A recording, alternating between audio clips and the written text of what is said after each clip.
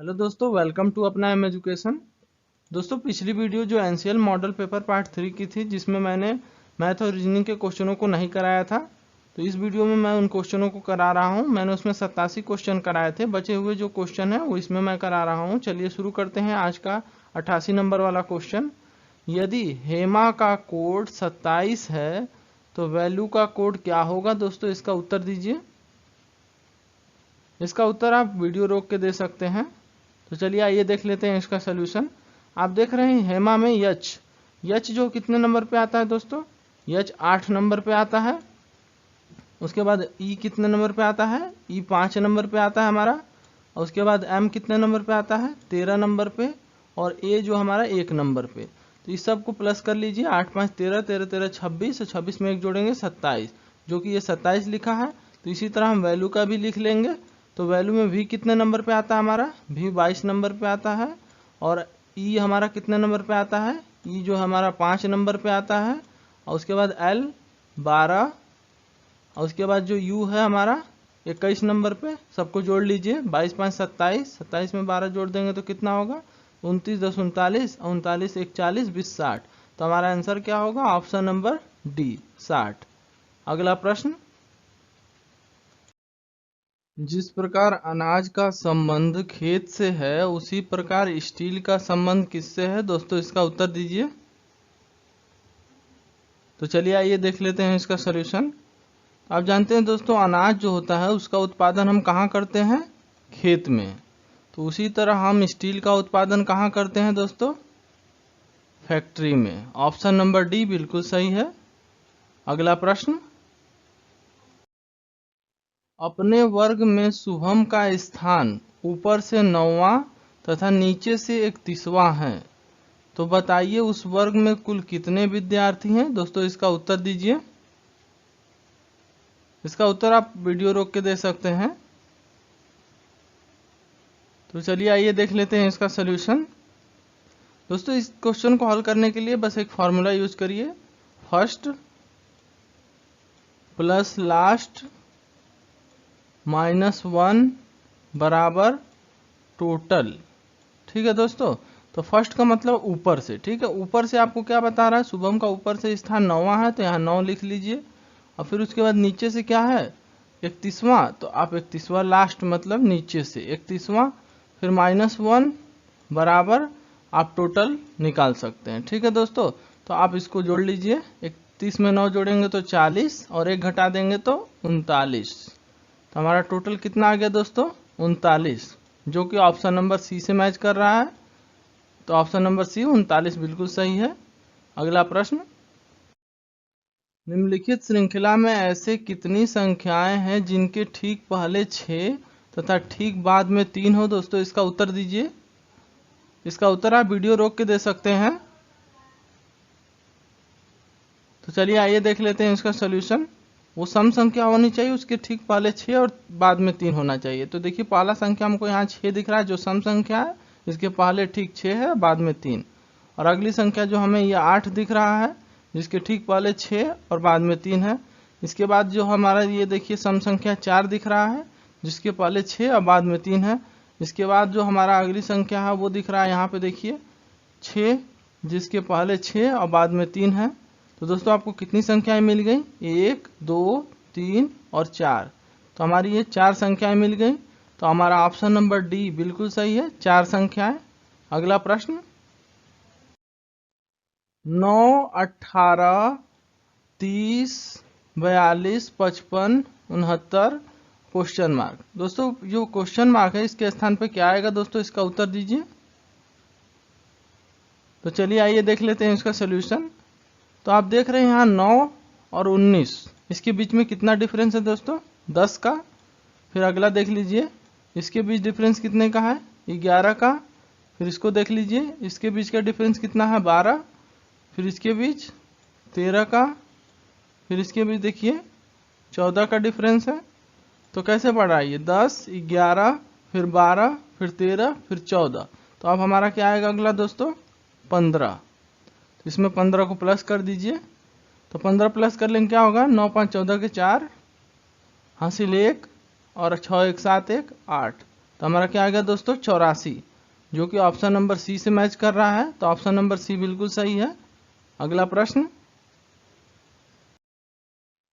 6, 5, 4, 120, 6, 7, 3, 126, 8, 5 प्रश्नवाचक चिन्ह 320। दोस्तों प्रश्नवाचक चिन्ह के स्थान पे क्या आएगा, इसका उत्तर दीजिए। इसका उत्तर आप वीडियो रोक के दे सकते हैं। तो चलिए आइए देख लेते हैं इसका सोल्यूशन। तो दोस्तों आप देख रहे हैं 6, फिर 5, फिर 4 दिया और 120 लिखा हुआ है।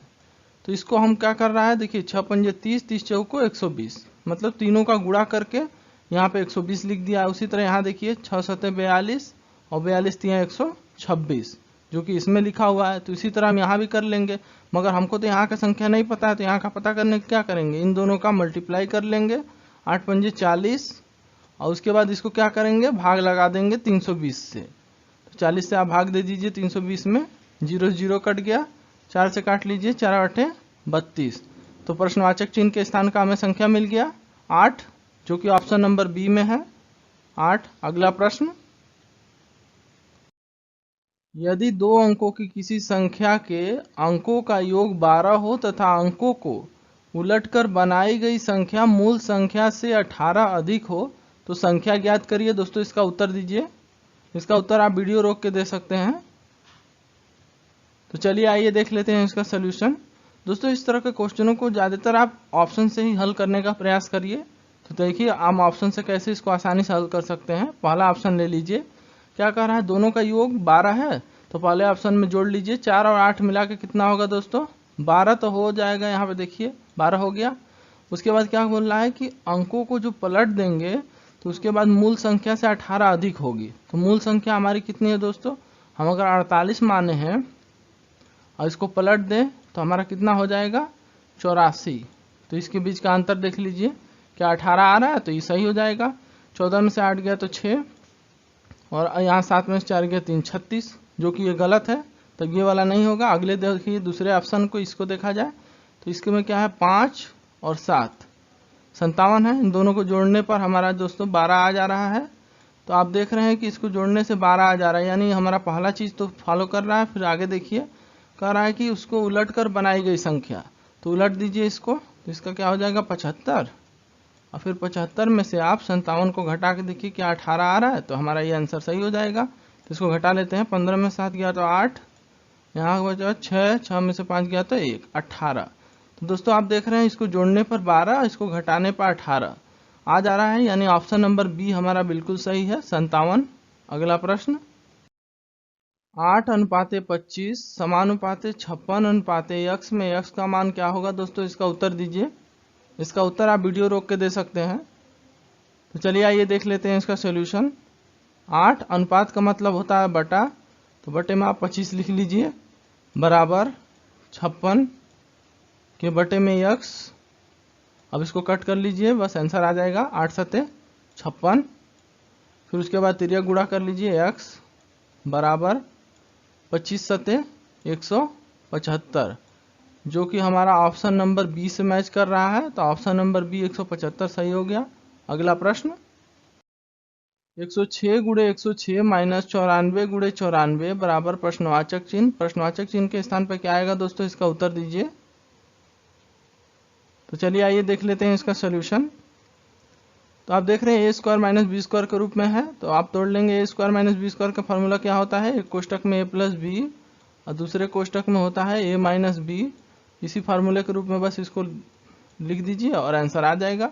देखिए ए की जगह हमारा 106 दिया है, बी की जगह 94, दोनों को जोड़ लीजिए तो कितना हो जाएगा 200। फिर बीच में दोनों ब्रैकेट के बीच में गुणा का निशान, फिर उसके बाद ए माइनस बी है, तो दोनों को घटा लीजिए। 106 में से 94 घटा देंगे, कितना आ जाएगा 12। अब दोनों को गुणा कर लीजिए, 12 दूनी 2400। हमारा आंसर क्या आ गया दोस्तों 2400, जो कि ऑप्शन नंबर ए से मैच कर रहा है। तो ऑप्शन नंबर ए बिल्कुल सही है। अगला प्रश्न, 10 वर्ष पहले पिता की आयु पुत्र की आयु की तिगुनी थी, 10 वर्ष बाद पिता की आयु पुत्र की आयु की दोगुनी होगी, इनकी वर्तमान आयु किस अनुपात में है। दोस्तों इसका उत्तर दीजिए। तो चलिए आइए देख लेते हैं इसका सोल्यूशन। क्या बोला, 10 वर्ष पहले क्या थी, पिता की आयु पुत्र की आयु से तिगुनी थी। तो पुत्र की आयु को हम मान लेते हैं x और पिता की आयु क्या हो जाएगी तब 3x। और उसके बाद बोल रहा है 10 वर्ष पहले ये आयु थी, तो वर्तमान में इनकी आयु क्या हो जाएगी x प्लस 10 और पिता की आयु जो हो जाएगी 3x प्लस 10। अब क्या बोल रहा है कि 10 वर्ष बाद पिता की आयु पुत्र की आयु से दोगुनी होगी 10 वर्ष बाद। तो मान लीजिए अभी तो है वर्तमान में पुत्र की आयु x प्लस 10 और पिता की जो आयु है 3x प्लस 10। अब बोल रहा है 10 वर्ष बाद, तो 10 इसमें प्लस कर दीजिए, दोनों में 10 प्लस कर दीजिए। अब उसके बाद क्या बोल रहा है कि 10 वर्ष बाद पिता की आयु पुत्र की आयु से दोगुनी होगी। तो पुत्र की आयु से बोल रहा है तो पुत्र की आयु दोगुनी कर दीजिए। अब इसका गुणा कर लीजिए, तो ये तो x में करेंगे तो 2x हो जाएगा और इसमें 10 10 20 20 से 2 से गुणा कर देंगे तो क्या हो जाएगा दोस्तों यहाँ पे 40 बराबर ये 3x और ये दोनों को जोड़ लीजिए 10 10 20। अब क्या है 3x है, इधर आएगा तो घट जाएगा 2x में, तो यहाँ x बचेगा और यहाँ 40 में से उधर ले आके 20 घटा देंगे तो यहाँ क्या बचेगा 20, दोनों माइनस में बचेगा और माइनस से माइनस को हम कट कर देंगे तो हमारा बच जाएगा x बराबर 20। तो x का मान हमारा आ गया 20। अब क्या बोल रहा है हमसे कि इनकी आयु का अनुपात, तो ये वर्तमान आयु इनकी इतनी थी, अब इनके इसमें x का मान रख दीजिए, इनका अनुपात निकल जाएगा। तो 20 है तो 20 में 10 जोड़ देंगे तो क्या हो जाएगा 30। ये जो है पुत्र की आयु और पिता की आयु 20 3 60 प्लस 10 तो 70। अब इनके दोनों के बीच का अनुपात पूछा है तो अनुपात निकाल लीजिए, 0 0 काट दीजिए, 7:3 जो कि ऑप्शन नंबर सी में है 7:3। अगला प्रश्न, 100 पेंसिल बेचने पर एक दुकानदार को 20 पेंसिल के विक्रय मूल्य के बराबर लाभ होता है, तो उसका लाभ प्रतिशत कितना होगा दोस्तों, इसका उत्तर दीजिए। तो चलिए आइए देख लेते हैं इसका सोल्यूशन।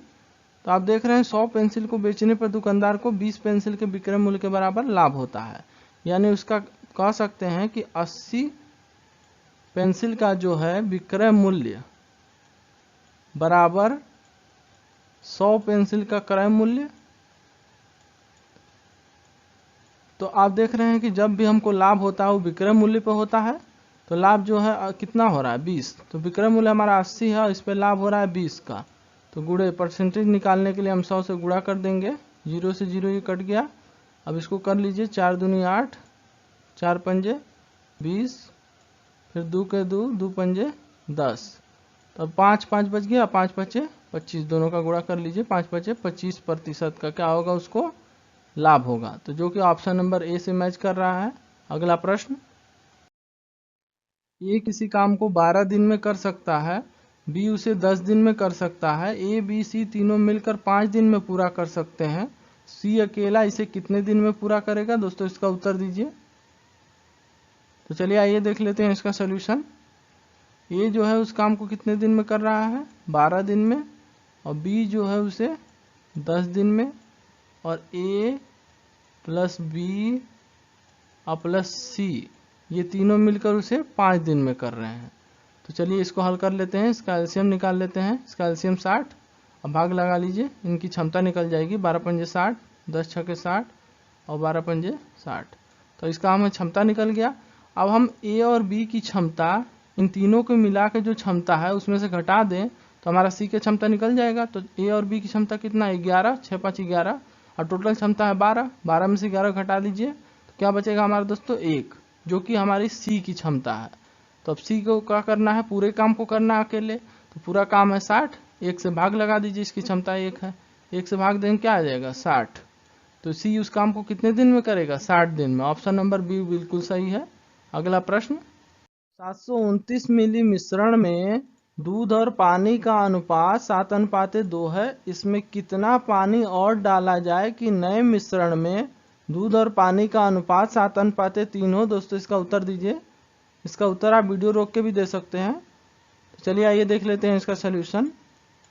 टोटल 729 का मिश्रण है, इसमें अनुपात कितना 7 और 2 9 का, इसमें कितना भाग दूध है 7, अब भाग लगा दीजिए, यहाँ से दूध निकल जाएगा, 9 8 72, 9 एकम 9, 7 एकम 7, 7 8 56, 567 हमारा क्या आ गया दूध आ गया। और टोटल है मिश्रण 729 का, तो 729 में से घटा लीजिए, यहाँ से पानी निकल जाएगा, तो 729 में घटा लीजिए, 9 में से 7 गया तो 2, यहाँ बचा 12 में से 6 गया तो 6, 6 में से 5 गया तो 1, 162, ये हमारा पानी निकल गया, ये दूध, अब इसमें बोल रहा है कि कितना और पानी मिला दिया जाए। तो दूध तो हमारा 567 है, अब पानी 162 है। इसमें क्या रहा, कितना पानी मिला है, माना पानी x मिला दिया जाए, तो नया अनुपात क्या हो जाएगा, 7:3। अब भाग लगा दीजिए इसको, 7 8 56, 7 एकम 7, तिरिया गुणा कर लीजिए, 3 एकम 3, 3 8 24 बराबर 162 प्लस x। अब ये प्लस में इधर आएगा तो माइनस में, घटा लीजिए, 3 में से 2 गया तो 1, 4 में से नहीं गया, 14 में से 6 गया तो 8, फिर उसके बाद ये 2 1 में से गया 0, तो क्या बचा हमारा 81, जो कि 81 मिली। और अगर मिला दिया जाए मिश्रण में पानी तो हमारा अनुपात क्या हो जाएगा, 7:3। तो हमारा ऑप्शन नंबर जो है सी बिल्कुल सही है, 81 मिली। दोस्तों वीडियो अच्छा लगा हो तो लाइक और शेयर करिएगा।